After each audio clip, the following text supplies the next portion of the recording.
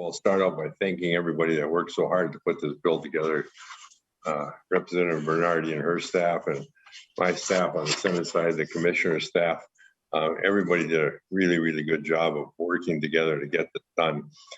I think that we have a good product, and the purpose of today's meeting is basically to have a transparency moment.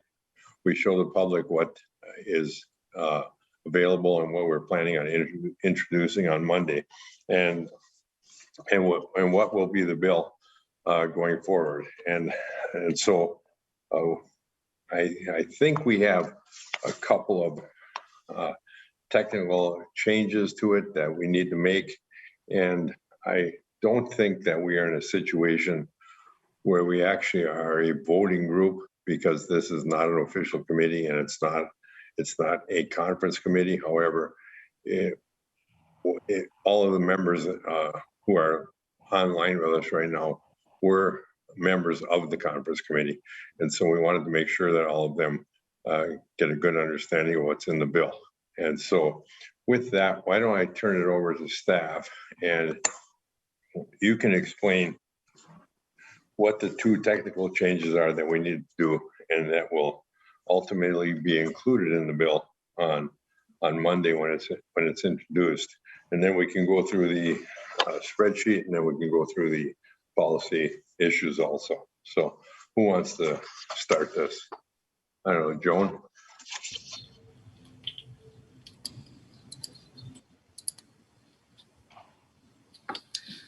Hi, Senator and members. Actually, the first amendment I'm going to let Hannah describe because it relates to a fiscal issue, and then I'll explain the second amendment. Okay, Hannah, go ahead. Hi, everyone. I'm Hannah, the fiscal analyst with the Senate Higher Ed Committee, and the A1 amendment that should be in your packets is deleting a section on page 24 of the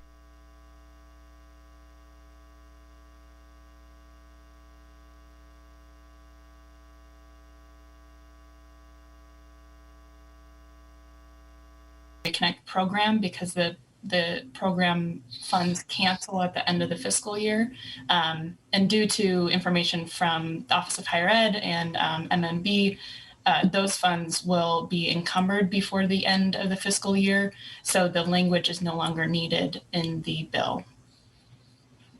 Okay, and then, like I said, I don't believe there's any reason to vote here, and because we're actually not an official committee. So if it's okay with everybody who's listening, we'll just instruct staff to add these amendments to the bill before it's introduced.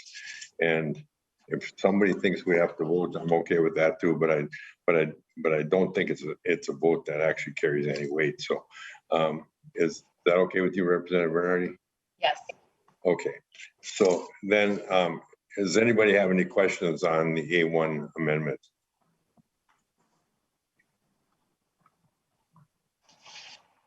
Let's go on to the next one, which I've never seen this number on an amendment, ISSNHA01. Okay, it means something, I know. That's you, Joan.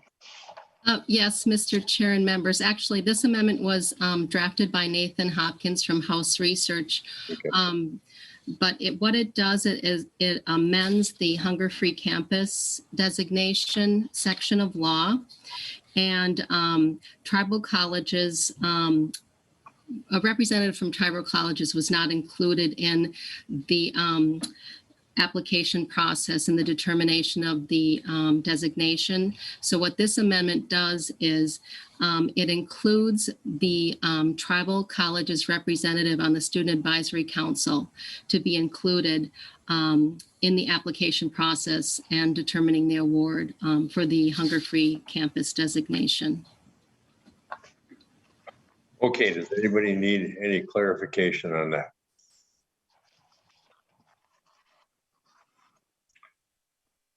Okay, I don't see any hands. So, so who wants to start with the bill? Hannah, are you going to start with it, or is House going to do it?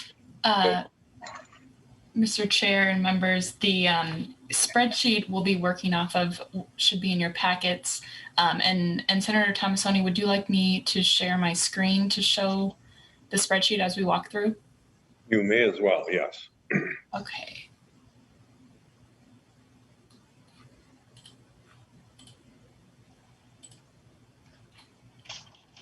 Okay, and then can everyone see the PDF with the spreadsheet on your screens?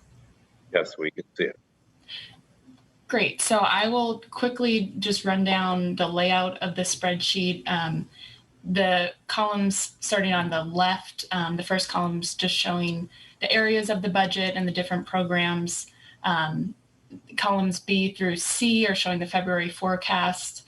And then columns D through F are showing the Senate proposed budget for higher ed. G through I is showing the House's proposed budget for higher ed. And then finally, the columns J through N, the last 5 on the right-hand side are the chair's agreement, which include the $100 million increase in the fiscal year 22-23 biennium. And then again, in the tails, $100 million increase. And, so members, if you have any questions as we go along, don't be afraid to interrupt. I think it's okay to ask questions as we go through this. And if I don't see your hand, it's because I'm looking down at the sheet that's up on the screen. Just yell at me, okay? And go ahead, Hannah. Sounds good. Yeah, absolutely. Interrupt as we go along if you have any questions. Ken Savory and I will walk through this spreadsheet together. I'll start out with talking about the Office of Higher Education change items, and that begins on line 21, which is the state grant program increase. In the fiscal year 22-23 biennium, there's a $5.2 million increase over the biennium, and that amount is ongoing into the tails. I'll also point out that in fiscal year 2021, there's a cancellation of $5 million.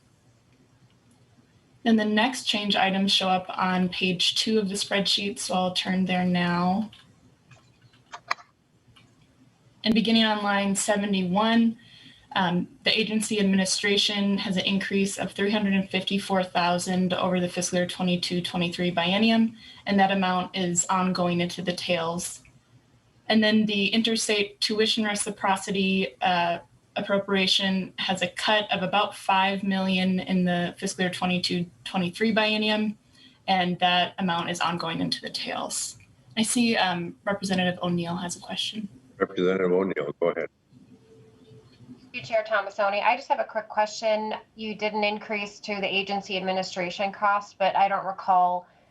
I know we had a small increase in the House. You had none in the Senate, but what is that for? I wonder if the commissioner is on, and what do they need the increase for? Commissioner, can you explain that?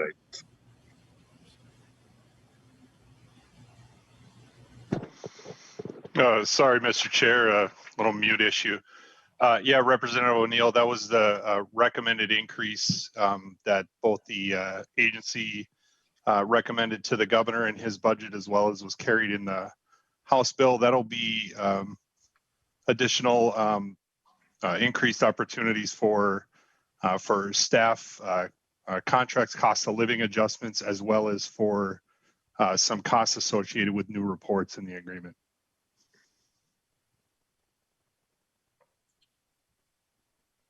Representative O'Neill. Thank you, Chair Tomassoni. Okay, so I understand the contract costs because I have been the SCR chair. I get that, but the additional reporting requirements, shouldn't that already be included in those line items for those particular increases? And I'm just curious because we usually do an administrative, either a 3% or a specific amount if we're asking for additional reports. And so I don't think that you need extra money because we already include that in anytime we're asking for additional reports, that's already included. So I guess I'll take it that you need 354,000 more, or basically cost of living increases for the current staff. You're not adding more staff then, Commissioner? Commissioner. Yeah, Chair Thomasoni and Representative O'Neill, yes, that's correct. And I do see Nikki Oliver has her hand up and may be able to clarify the question around the report, associated reported costs. Nikki? Thank you. Think for the record, my name is Nikki Oliver, Grants and Government Relations Manager for the Office of Higher Education. This increase does not include the additional funding for reports. So this is just the cost of living increase that was originally recommended in the governor's budget. So this does not include those reports, and any additional admin for programs or reports are incorporated into the rider language for those programs. Representative O'Neill, you okay? Thank you. Thank you, Chair. Just really quickly. So just to be clear then, this is not for additional reports because that administrative cost is already baked into the cost of the reports, but it is for salary and benefits increases that we see every year. And this is a question as the SER chair I am asked all the time, or I ask those questions of MNB, basically saying, whenever these contracts are negotiated, that they are already covered in the existing budget. And you can see right here clearly they are not. They are actually increases that you can see very clearly. It's $354,000 for salary and benefits increases with no new FTEs, unless I am missing something. But I just think it's important to point that out for the public, that that is the cost of salary increases, no new FTEs from what I'm hearing. Thank you, Mr. Chair. Thank you, Representative O'Neill. Commissioner, if that wasn't correct, log in here, otherwise we'll move on to hand. Yeah, no, Mr. Chair and Representative O'Neill, yeah, my apologies for the mistake in including the costs associated with reports. Thanks, Nikki, for clarifying that. And Representative O'Neill, yes, you are correct. Okay, Hannah, go ahead. All right, so we'll jump back in on line 73, which is an increase to the Intervention for College Attendance Program grants of $715,000 in the fiscal year 22-23 biennium, and then $714,000 in the tails. On line 74, the appropriation for College Possible receives a $100,000 increase in this agreement in the first biennium, and then this amount is ongoing in the tails. Then I'll jump down to line 77, which is the next change for dual training competency grants to the Department of Labor and Industry. This is cut out of the higher ed budget, which results in a decrease of $400,000 in the fiscal year 22 and 23 biennium, and that amount is ongoing into the tails as well. Then line 78 for emergency assistance for post-secondary students. There's an increase of $188,000 in the fiscal year 22-23 biennium, and then in the tails, an increase of $288,000. For the grants to teaching candidates appropriation on line 79, this appropriation was reduced by $1.5 million in the first biennium and in the tails. And this reflects an agreement to use the remaining funds in this area for grants to student teachers in shortage areas. And then some of the money was then put into a new appropriation on line 80 for grants to underrepresented teacher candidates. And that appropriation for underrepresented teacher candidates is a $2 million appropriation in fiscal year 22-23, and then a $2.25 million appropriation in the tails. And then next on line 81, the Minnesota Independence Life College and Community Appropriation receives an increase of $500,000 in the fiscal year 22-23, which is one-time funding. And then on line 83, the Hunger Free Campus Act receives $307,000 over the biennium with $204,000 in the tails.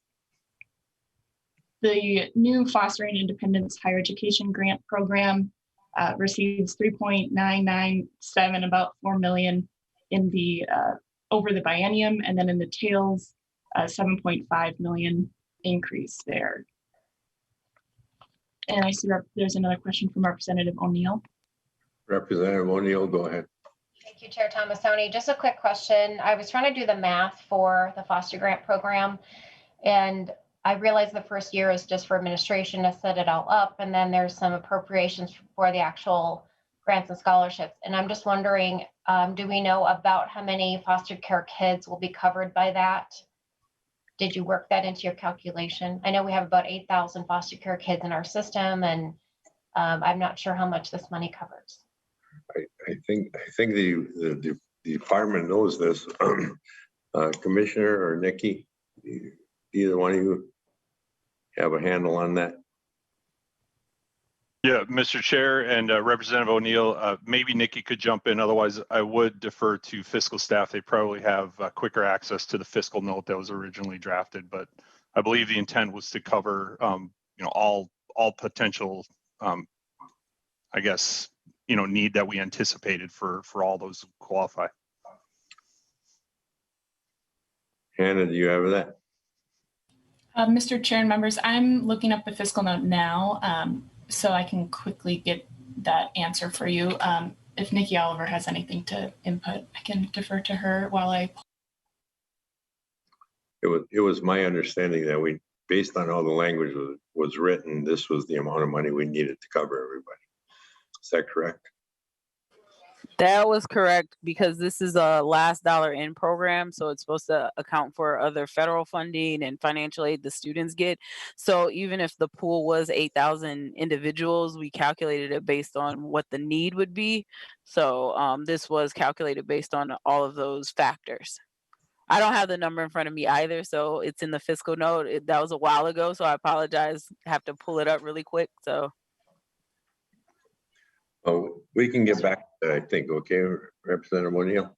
Mr. Chair, I do have a quick other follow-up that they can look up at the same time. I just wanted to know the function of this particular grant program. Does it cancel back to the general fund, or is it a special revenue account and it just cancels back to itself, or how does this function? Maybe we know that one already. I don't know. Do you know that already, Nikki? I believe this operates very much like all the other financial aid programs. So if the funding isn't spent out by the end of the biennium, then I believe all the money cancels back to the general fund, is my understanding, like all of the rest of our financial aid programs. Thank you, Mr. Chair. Yes, that's what I wanted to hear. Thank you, Mr. Chair. Okay, no. That helps. Okay. Thank you. Because Yeah. basically, if it's unencumbered, then it cancels back and we can adjust later. That was sort of getting to my point. So I appreciate that is Trish, correct. Thank you. Trish, do you have some information? Yeah, I pulled up the fiscal note quick to answer Representative O'Neill's question. And according to the fiscal note, this would cover 552 students. And I believe it was based on the amount of students known in the system. So it calculated, it has a chart in the fiscal note, how many students from each category of institution and the expected amount of grant.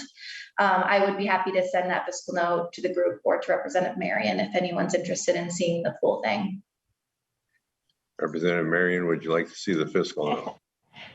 Yes, that'd be fine. I'm not sure if Senator Rarick is on this call right now, otherwise he could send it to me. I know he has it too, so I appreciate. So it's 552 students, which is what we currently have in the system. That's very helpful. Thank you. That's the end of my questions. Thank you. Okay. All right, Hannah, go ahead. All right, so I will jump back onto line 86, which is a new appropriation for aspiring teacher of color scholarships, which is a one-time appropriation of $3 million over the biennium. And then there's another appropriation, a new appropriation on line 87 for the Direct Admissions Minnesota program, which receives $1 million over the biennium and then $150,000 in the tails.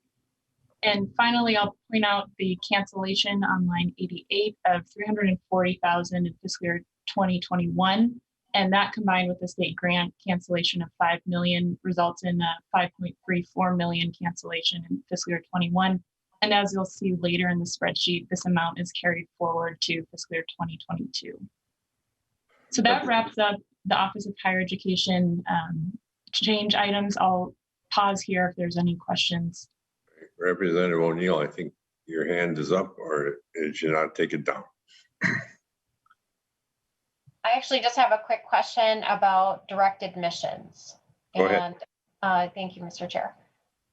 So I still have concerns that we're creating an entire new system to literally just send a letter to high school seniors. And I know the Senate had it in there, but it was a much smaller appropriation.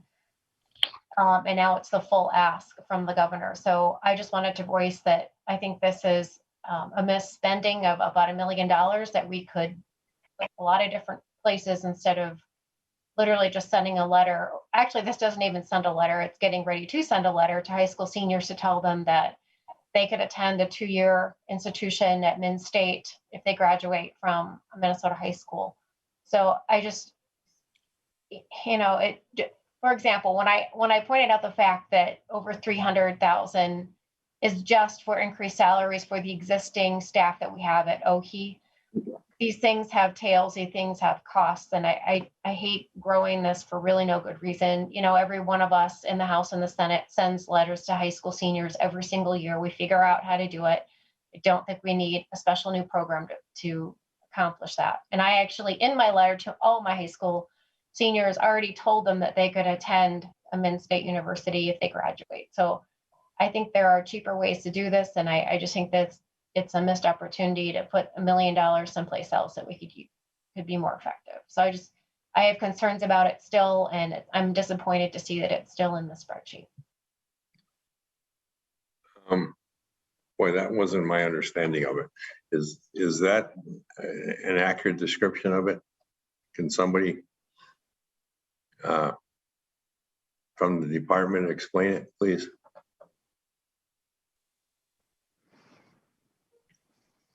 Yeah, Senator Tomassoni and Representative O'Neill, yeah, appreciate the question, and certainly have heard the concerns throughout session. And yeah, this is a program to work with up to 10 public school districts to signal to low-income students that they are ready for higher education, and higher education is ready for them. This will send a letter to all graduating high school students that they have been proactively admitted into all of the Minnesota State institutions, including the 7 four-year universities. The University of Minnesota has also expressed interest in participating, and the language does include the University of Minnesota in the process. And the Minnesota Private College Council has also, and their member institutions have also expressed serious interest in participating as well. So this is a program to stand up the technology to provide the opportunity for the letters. And I will just note that it's not only just a letter, but it will include information on the complete admissions and application process, as well as plans for outlining financial aid awards and all of the programs that students are eligible for. So a lot more comprehensive than just a simple letter saying you are in. Nikki, I see your hand is up as well. Nikki, go ahead. Yes, I'd just like to add that we do have some great institutions. The problem is they can only help the students that they know are the students that are coming to them. So this is that before step. There's students that don't even understand or know that it's a possibility for them and what that step means. So the institutions don't have an opportunity to intervene if they don't know who the students are. So I just wanted to make that point as well. Okay, thank you. Who's next? Anna, you're done? Mr. Chair and members, I will now pass it over to Ken Savory with the House Fiscal to cover the rest of the change items. Okay. Thank you, Mr. Chair and members, for the tape. Ken Savory, House Fiscal staff. And I think Hannah will just do some scrolling as I talk through some of the line items in the spreadsheet. The next agency we'll talk about today will be Minn State. And the first change item for them is on line 103, which is an increase to the central office and shared services appropriation. And so the increase for that particular item in FY 22-23 is $2,015,000. And then the appropriation increases slightly in the tails to $2,654,000 in FY 24-25. The next change item for Min-State is on line 124, which is an increase to the O&M or operations and maintenance increase. And that increase, again, on line 124 is $45 million in FY 22-23 and $45 million in FY 24-25. The next item is for supplemental aid to non-metro colleges on line 125, and that is $5.4 million in FY 22-23 and $5.4 million in FY 24-25. Line 126 is an increase to the Workforce Developmental Scholarships rider of $1 million in FY 22-23 and $1 million in the tails. The next item is on line 127, which is the Z Degree textbook program. And that is $500,000 in FY 22-23. And then the tails appropriation decreases slightly to $50,000 in each fiscal year for $100,000 in FY 24-25. Representative Marion. Chair Thomasoni. So as I was reading through some of the policy language, it said that construction is taken out of the workforce development scholarship opportunities. And Chair Thomasoni, I'm wondering if you could explain why that was excluded, why construction is excluded from workforce development scholarships. Well, it's specifically excluded. However, it's not out of the realm of possibilities that a college that would like to add back in something like that can do so if they demonstrate a need in their area for something like that. So we're gonna leave it up to individual colleges to make the determination on which ones are the specific areas that they would like to do something new in. And if I didn't get that right, somebody correct me, please.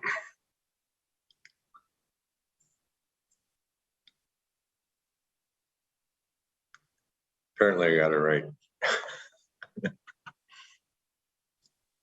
And then I have a quick other question too on just the overall budget for Min-State. Go ahead. Thank you, Chair Thomasoni. And so when I calculated this all out, I'm finding that if you include the money for non-metro institutions, the office, their central office, and then their O&M, it comes to a little over 55 million, which, you know, they had an ask of 75 million, which was dropped from 130 million. And that's only 74% of their ask. And when I compared that to the University of Minnesota, they were at 83% of their ask. And I know we talk all the time about fairness and parity, and giving one institution 83% of their ask and the other one only 74, I find problematic. And so I'm wondering if maybe the two chairs could explain why there isn't parity between the two institutions. Well, I guess if you want to do it at a percentage rate, you can, but I think both institutions explained to us that they were comfortable with the numbers that were given, and on top of it, the target that we had was 100 million, and down from what the House had was 120 million. And so we had to work within the amount of money we had. And I think we came to what was considered to be a good compromise by everybody. But if Representative Bernardi would like to weigh in, go ahead. You're on mute.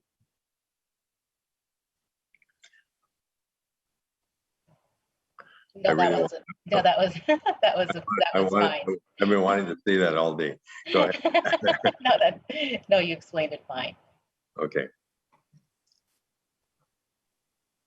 Chair Thomasoni. Go ahead. Thank you, Chair Thomasoni. So I just want to voice my great concern. We talk all the time about fairness and parity, and you know, it's great that both systems think that that's fine, but I still find an issue with appropriating 83% of one institution's ask and only 74% of the other. And I think we could adjust this and make it more fair by just shifting 2 or 3 million from one to the other, and it would show that we actually do treat the two systems with parity. And so that is my ask. And my concern too was that none of us on the conference committee had any input on anything that's been put together it was just behind closed doors with the two chairs and the commissioner. And so this is my only opportunity to voice my concerns in this format. So I'll continue to ask for parity between the two systems. So thank you, chairs. Thank you, Representative Marion. Ken, go ahead. And then, Mr. Chair, the next item is on line 130, which is the Mental Health Awareness Program. And that is $1.5 million one time only in the first year of the biennium. The next item for MnState is on line 131, which is in the first year $1 million for the Supporting Students Basic Needs Appropriation. So again, that's $1 million in the first year one time in FY 22-23. And then that should wrap up MnState. On line 135 is the sum total of all the changes, which is $56,415,000 over the base in FY 22-23, and then $54,154,000 over the base in FY 24-25. And so the next agency we'll move on to will be the University of Minnesota, which begins on line 142. And they only have two change items, the first being on line 155, which is an increase to the O&M, operations and maintenance. And that increase in FY 22-23 is $38 million. And then in the tails FY 24-25, that increase is $36 million. The next change item is on line 169, and that's an increase, or excuse me, line 170, which is an increase to the system special, and specifically for the rider for NRRI, and that's an increase of $500,000 in FY 22-23, and that's a one-time appropriation to the U of M for that purpose. And then in total, on line 174, you'll see, excuse me, on line 172, you'll see the total increase for operations and maintenance, which is $38,500,000 in FY 22-23, and then $36 million above the base in the tails FY 24-25. I'll just briefly point out that on lines 182 to 187 are the appropriations for the Mayo Foundation, and those remain at the base level and were unchanged by the working group and conference committee. And so I'll just pause there for any questions, and I think that wraps up the changes that were made to the spreadsheet. Any further questions?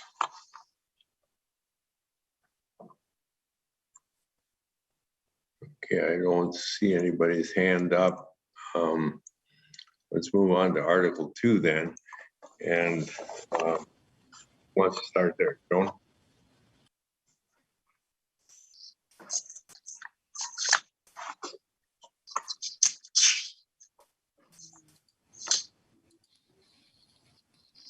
Mr. Chair and members, I think we're going to be referring to the document that's the chair's agreement. If you want to grab that. And Nathan Hopkins is actually going to go through the differences in this one? Yes. Mm-hmm. All right. Good idea. Nathan, you want to start? Yes, Mr. Chair and members, Nathan Hopkins from House Research. The document, the chair's agreement document, walks through some of the language changes in the bill since the last time the conference committee saw the bill. I'm going to discuss Article 1, and then Ms. White will discuss the language changes in Article 2. I'm going to reference the page and lines for the bill draft, the JFK 21 bill draft. On page 4, line 21, the college possible language, the Senate language was adopted. On page 7, you'll see the House approach was taken in terms of splitting the existing teacher candidate grant programs into two parts. So there are now two separate appropriations there, grants to student teachers in shortage areas and grants to underrepresented student teachers. On page 8, the teacher shortage loan repayment program, the Senate's proposed name change for the program was adopted. On page 9, in the appropriation for the Minnesota Independence College and Community, The House language limiting the funds to scholarships and tuition reduction was included. There are no other changes. On page 9, the hunger-free campus grants. Part of the Senate language rider was adopted.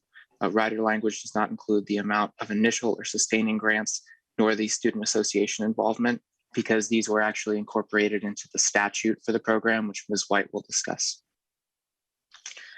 On page 9, line 31, fostering independence higher education grants. This was a Senate-only program, so the Senate language was, of course, included. There was also new language that to set the first-year administration cost amount. On page 10, the concurrent enrollment grants, the House language was adopted. This stems from the agreement to include the House's statutory version of the program, which Ms. White will discuss. On page 10, the Aspiring Teachers of Color Scholarship Pilot Program. This was a House-only program. It was adopted, so the appropriation is included here using the House language. The agreed-to funding for this program was one time only, so the program has been changed into a pilot program. On page 10, agency administration, the House language was adopted. No changes there. And again, on page 10, for the Office of Higher Education, the transfers language. On 11.13 to 11.16, you'll see Senate transfer language regarding the hunger-free campus appropriation. And on 11.17 to 11.23, this is new language that allows transfers to be made between the two student teacher grant programs, so the shortage area program and the underrepresented program, if there's a projected surplus in either appropriation. So transfers can occur between those two programs to meet demand. Moving on, so throughout Article 1, this bill takes the approach of showing administrative costs as a percentage of the program's appropriation rather than as a set dollar amount. On page 12, line 13, Minnesota State Colleges and Universities, the tuition rates for undergraduate students must not increase by more than 3.5%, except that a university can change base tuition to adjust for a reduction of online differential changes.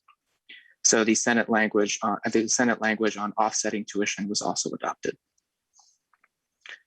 On page 12, line 32, this is new language that directs the Board of Trustees to request guidance from the U.S. Department of Education on whether or not federal COVID relief funds can be used to refund or credit students for courses that moved online due to the COVID pandemic. On page 13, supplemental aid to non-metro colleges, the Senate language was adopted and the per campus amounts were increased in order to spend down the entire appropriation to that program. On page 14, mental health awareness program. This is a Senate-only program, so the appropriations included using the Senate language. The same goes for supporting students' basic needs on page 15, line 16, Senate-only program, which was included. On page 20, the system special, the House language was adopted, the proposed NRRI increase with a new appropriation amount. On page 22, line 26, the health sciences special for the University of Minnesota, the Senate language is included here, which clarifies how grant funds may be used for the University of Minnesota Mayo Regenerative Medicine Partnership Grant Program. And finally, well, the MN Reconnect language has been deleted by amendment, so that concludes Article 1. Mr. Chair, I think Ms. White's going to take Article 2.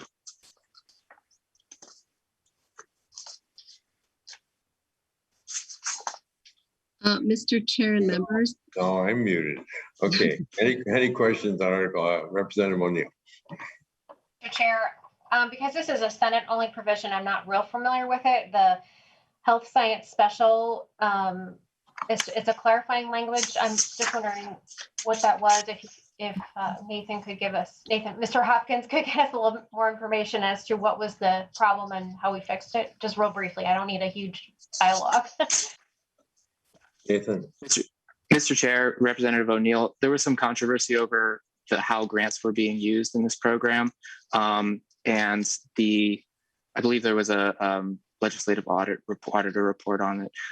But the Senate proposal was to clarify the acceptable uses of the funds for this program. So that's what the revised health special language does.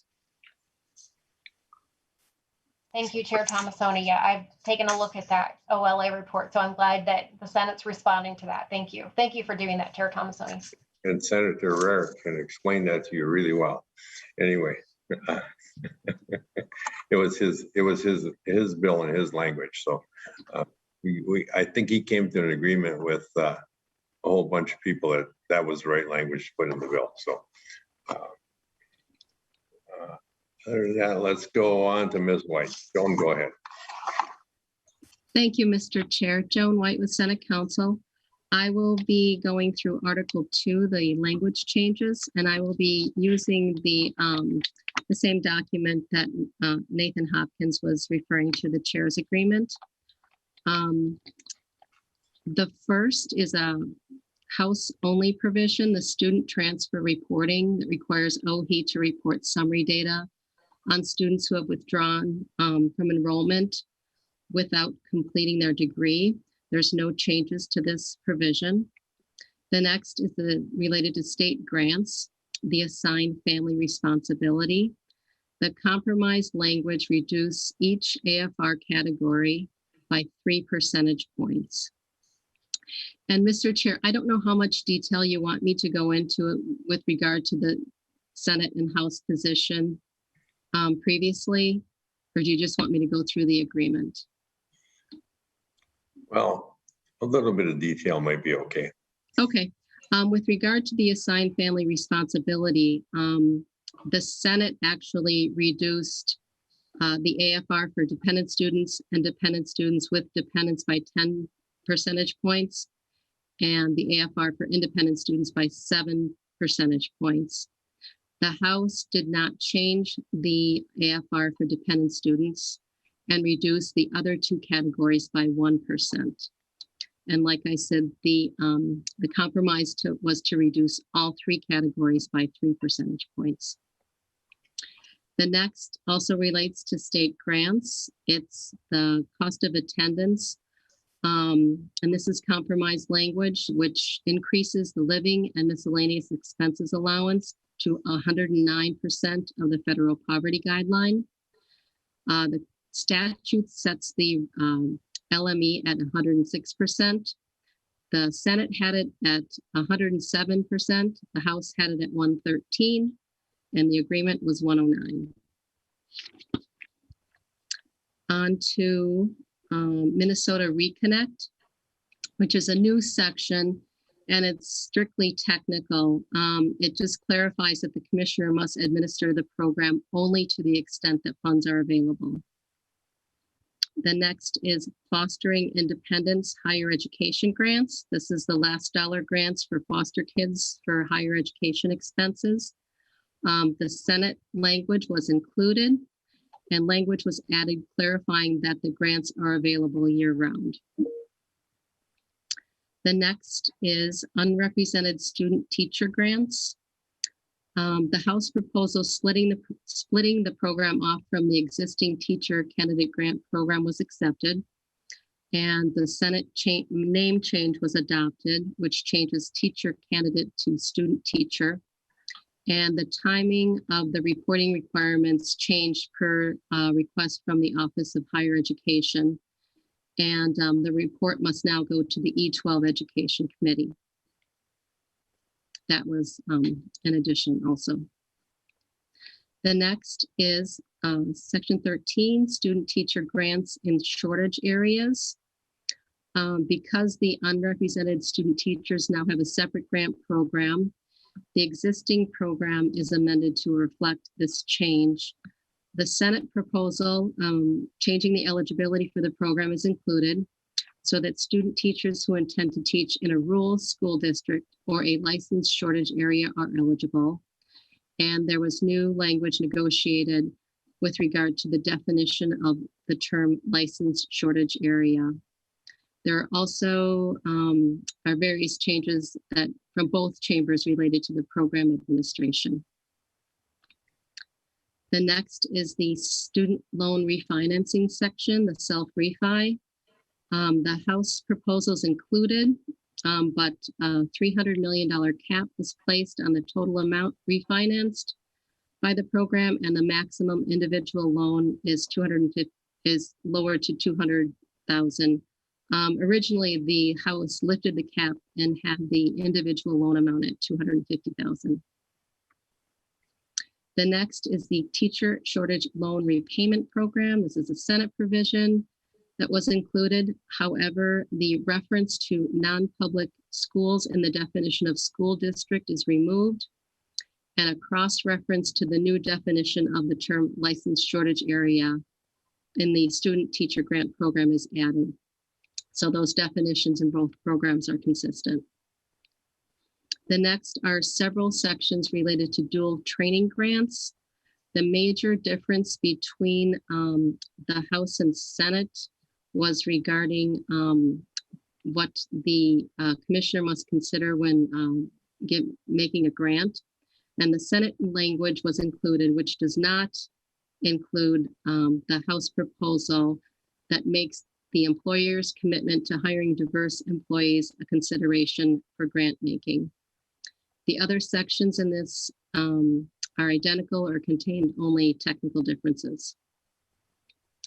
The next section, 28, is risk analysis. It's a House-only provision, and this was this is included in the bill. However, language was added to make certain data under this section publicly available. The next is the concurrent enrollment grants. This bill contains the codification of this program. However, the House provisions allowing grant funds to be used for graduate courses and tuition support for high school teachers was removed. The mental health awareness program at Minnesota State is included with no changes. The student success, that's a Senate-only provision, and there's no changes. The student success basic needs barrier reduction is a Senate-only provision that's included, and there are no changes.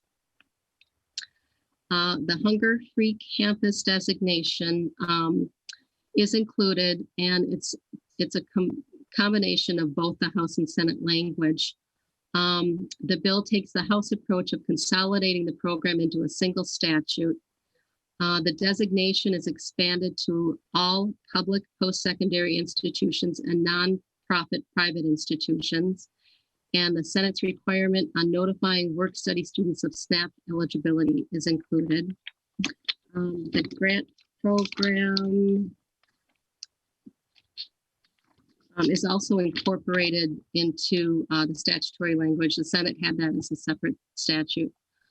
With regard to the grants, only public post-secondary institutions and tribal colleges are eligible for the grants. The Senate approach of establishing both an initial and sustaining grant is included, with the maximum grant amounts at $8,000 and $5,000 respectively. The Senate original language was at $5,000 and $3,000 originally. Recipient institutions are required to provide a 50% match of grant amount with funds or in-kind resources. The next is related to Z degrees. This again was compromised language. The House only changes to the definition subdivision are included. The House required 2 new programs by the 23-24 academic year.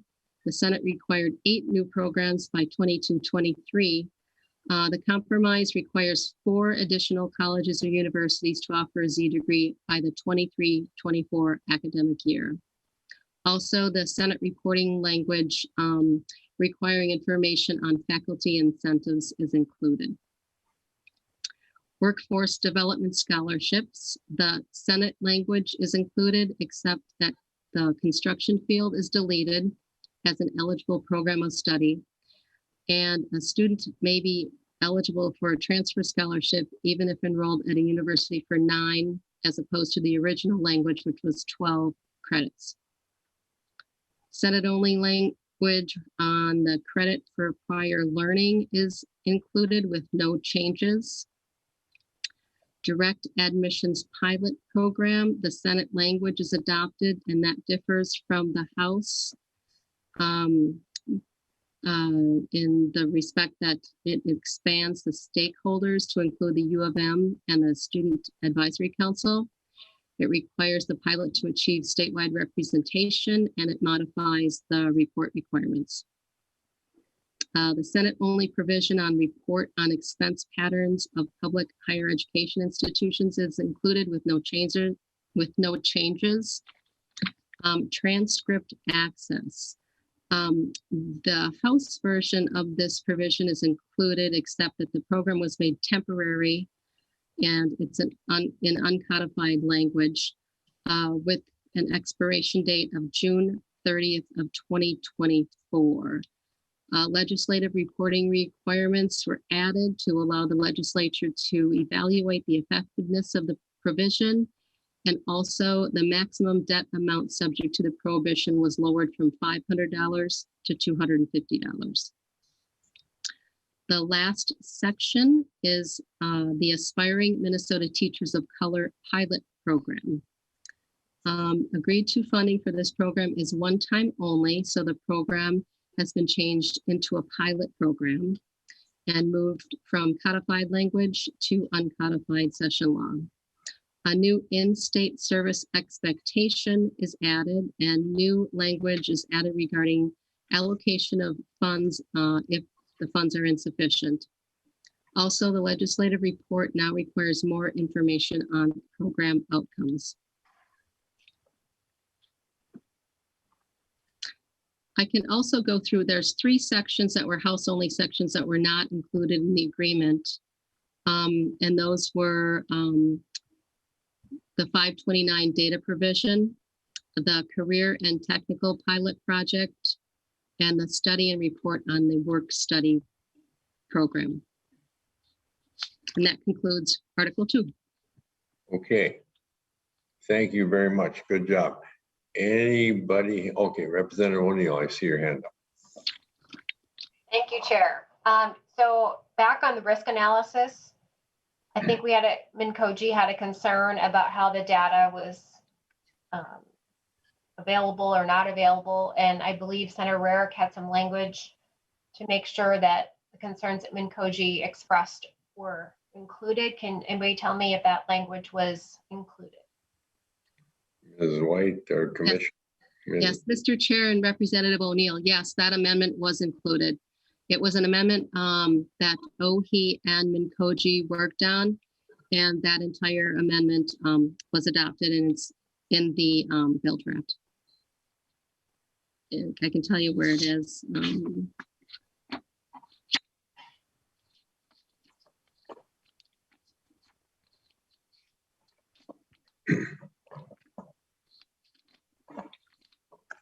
The amendment, if you're looking at the bill, is on page 53, lines 4 to 10.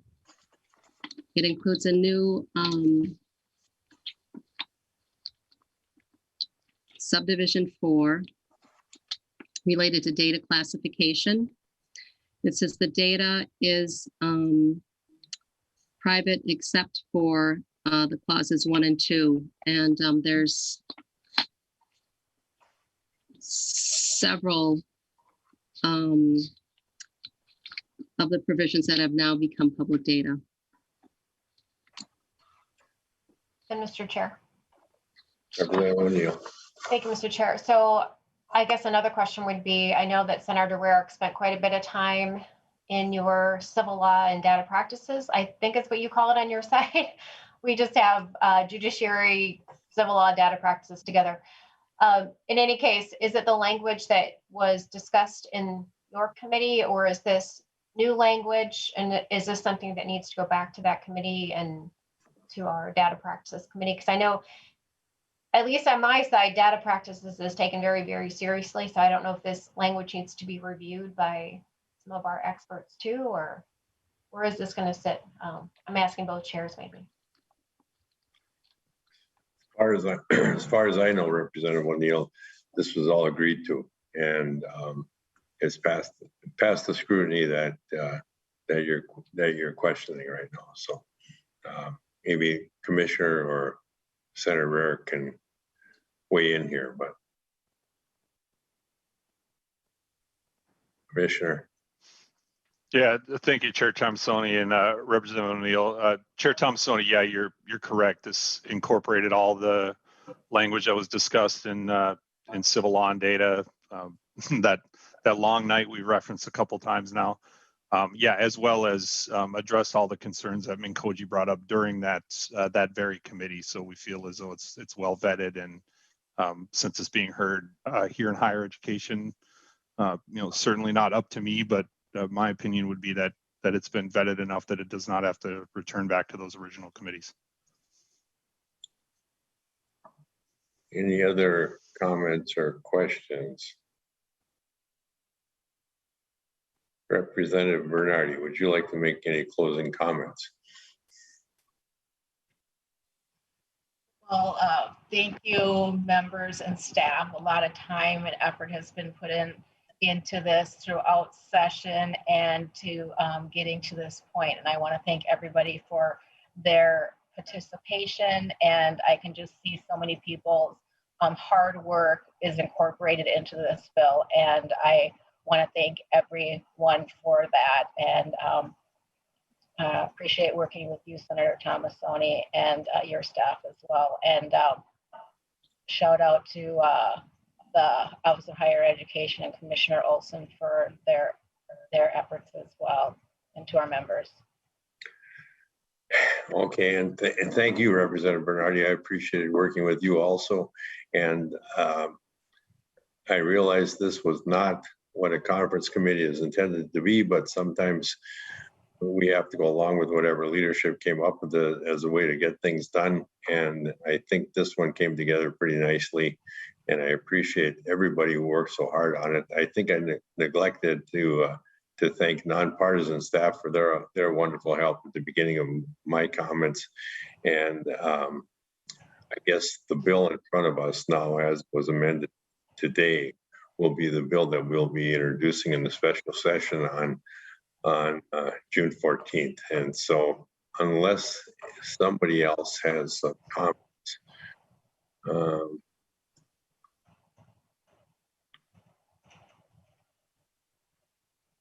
Representative O'Neill, I was hoping you would weigh in. Yeah, unfortunately, I seem to be the only one reading bills and looking at stuff or something. I don't know what's happening today, but it's disappointing. What's disappointing to me is that two chairs and the commissioner made all these decisions. And I know that at least my House members were really excited to participate in an actual conference committee and work through these things. And so I just want to express my concern and my frustration with being excluded from every single conversation about what went actually into the bill. And finally, my concern that we don't have parity between the two major systems. Again, it's 74% versus 83% of the asks. It's close, and I think we can remedy it with about $3 million transferred from the U to Win State to make it parity and make it fair. But again, apparently this bill has no opportunity for amendments or changes, unfortunately. So I'm sure my concerns will just kind of fall at the end of this meeting. It's not even a conference committee meeting, but this working group meeting. But I really hope in the future that we don't do these negotiations, including the governor's office, because it's the legislature that's supposed to decide these things. And not in every single working group and conference committee has the governor's commissioners been involved. And I think, I'd like to harken back to the way it used to be, where the legislature actually crafted the bills and we sent them to the governor and he could either sign them or veto them. And he does have a line item veto. So if he really didn't like an appropriation, he could veto it. So the governor certainly has had enough power for the past a year and a half nearly with his executive powers. So his emergency powers and all of his powers. And so I just want to voice my concern that I've had absolutely nothing to do with crafting of this final agreement. And I'm sure there are other members that just aren't voicing their concerns, that they had zero input as well. So I think it's important for the public to know that the conference committee as a whole did not craft this. It was the two chairs and the commissioner. So I'm frustrated. I know that everyone I talk to is frustrated that that's the process. And it really silences the voices of everybody else who's not a chair. You know, it's just very, very frustrating. So I'll leave it at that. And unfortunately, my words will not affect any change. So to the public listening, I'm very sorry. I've had no ability to be in the room. So. Representative Bernard. Thank you, Mr. Chair. I just want to point out the issue about parity. Some people see parity as a different calculation, and so there's different ways to approach that. Some thinks that 50-50 split is parity, so I just wanted to point that out. And you know, Representative O'Neill, you make a good point, and I think Representative Bernardi probably agrees with me that the way it was done is probably not the way that we would have liked to have done it, but those were the instructions we got from leadership per the agreement that came across when the legislative session expired without any kind of an agreement. So we did our work as honestly and as earnestly as we possibly could, and I think we came up with a good product. And so I'm not disappointed with the outcome. The way we got here probably is not as good a way as it could have been, but one of the reasons we're holding this hearing today is so the public can hear what the bill is all about before it even goes to the legislature. And I think given the parameters that we were given, things turned out pretty well. So with that, if nobody else wants to say anything,